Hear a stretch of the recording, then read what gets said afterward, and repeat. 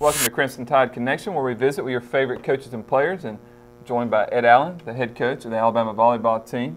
Coach, you travel for your second tournament of the season, this time to North Carolina, where you go and play in the Elon Phoenix Classic there in Elon.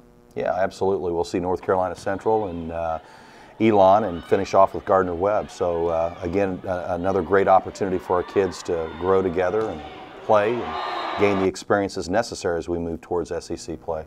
Coach, in a tournament like this where you're playing so many different teams, is it more trying to prepare for each team, or is it more just kind of on yourself, just kind of getting things right with what you do? Well, I think as much as anything, with as many new players that we have, we've been focusing a lot on our side of the net, and we clearly do prepare for opponents, but the amount of information that you give a young team is obviously a little different than a veteran team, and so I know this week in preparation for that tournament, most of our energy is being spent on our side-out offense in particular.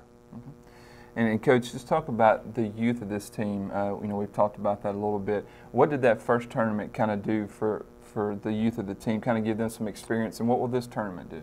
Well, I think, anytime you play for the first time in a year, everybody's nervous. And so obviously it's going to be a little bit of an old hat to those new players who did start for the first time this past weekend. And so I think they're going to be more comfortable with this tournament, and I think settle into their roles a little bit more and allow us to ultimately gel as a team.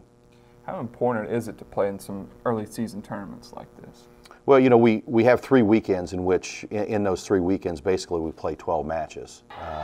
And so, it is important because everybody wants experience moving towards SEC play, and those teams that have more inexperienced teams clearly want as much play as they can get.